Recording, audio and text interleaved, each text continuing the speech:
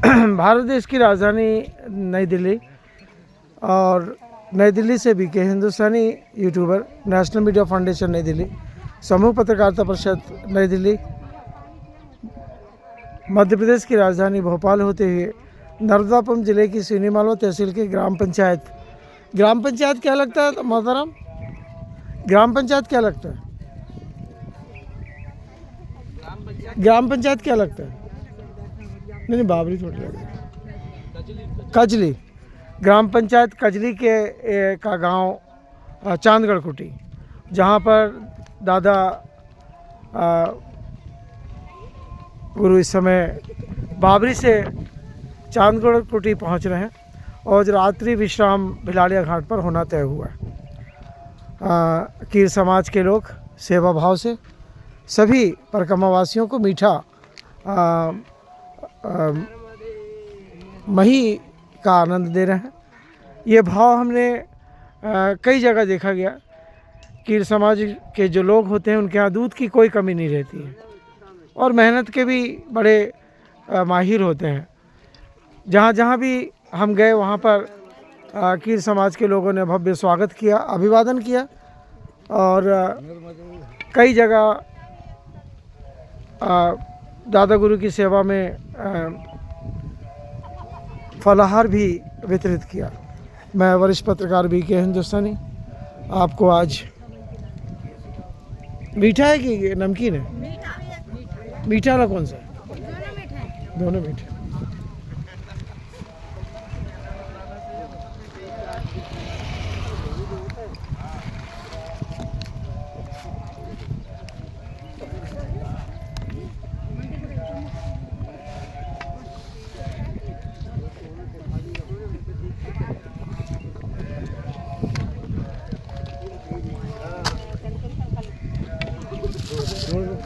जोड़ दो।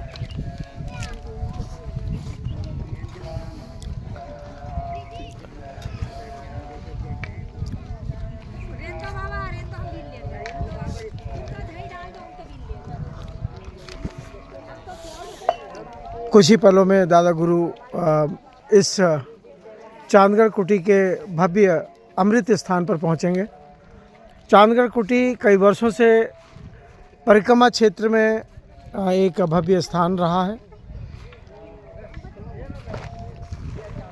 जिन घरों को आप देख रहे हैं ये सभी घर के एक एक सदस्य नियमित चांदगढ़ कुटी में अपनी सेवाएं देते हैं। पास का ही गांव भैंसादेव, वहाँ के भी कई सदस्य नियमित यहाँ पर अपनी सेवाएं देते हैं।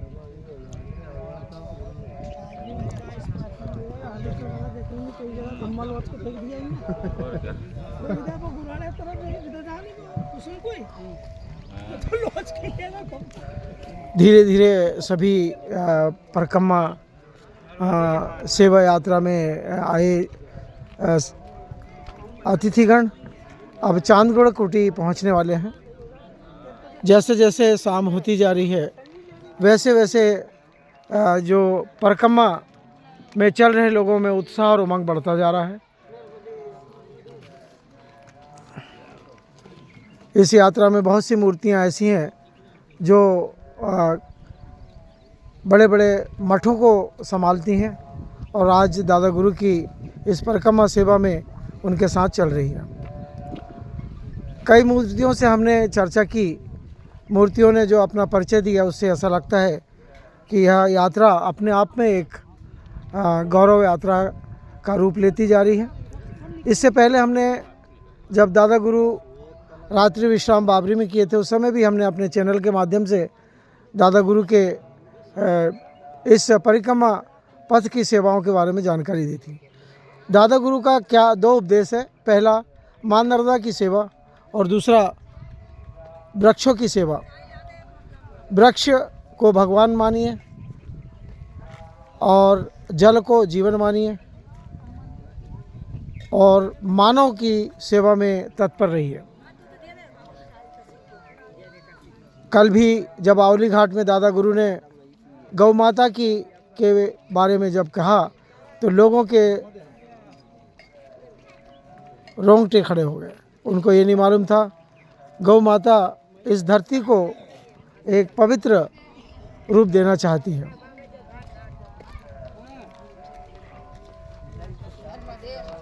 बच्चों में एक भावना नर्मदे नन्ही मुन्नी बच्चियाँ जो स्कूल में पढ़ती हैं, कॉलेज में पढ़ती हैं, वे भी अपने हाथों से परिक्रमा वासियों को मीठा और ताज़ा, मीठा एवं ताज़ा, ये दोनों चीज़ों में एक प्रेम और आनंद है।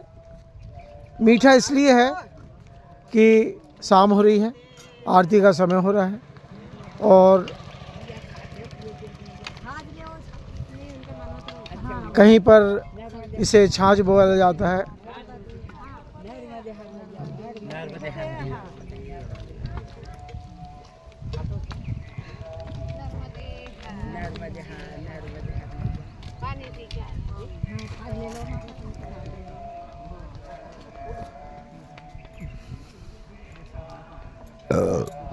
बहुत से ऐसे लोग हैं जिन लोगों ने दादा दरबार के साथ में, दादा गुरु के साथ में तीसरी परिक्रमा भी पूर्ण करने का प्रयास किया है। आज हमने सुबह एक सज्जन से उनकी उम्र के बारे में पूछा। उन्होंने बताया कि मेरी उम्र 102 से ऊपर जा चुकी है, पर उनके शरीर के संतुलन को हमने जब देखा तो ऐसा लगा कि मात्र उनकी उम्र 60 और 62 के लगभग होगी। पर आज भी वे अपना पूरा सामान लेकर इस परिक्रमा यात्रा में चल रहे हैं दादा गुरु के साथ में।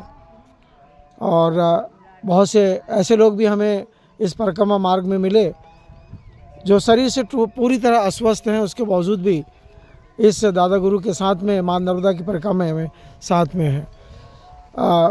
एक ऐसे बुजुर्ग से आज हमारी मुलाकात हुई जो चलने में इतने कमज़ोर हैं, उसके बावजूद भी दादा गुरु के साथ में इस परिक्रमा में चल रहे हैं। इसका साफ या मतलब है कि दादा गुरु की यह परिक्रमा सिद्ध है और पवित्र है। मैं वरिष्ठ पत्रकार BK हिंदुस्तानी, चांदगढ़ कुटी से, यह कीर समाज की बस्ती से यह विशेष जानकारी आपको प्रेषित कर रहा हूँ। जय हिंद, जय भारत।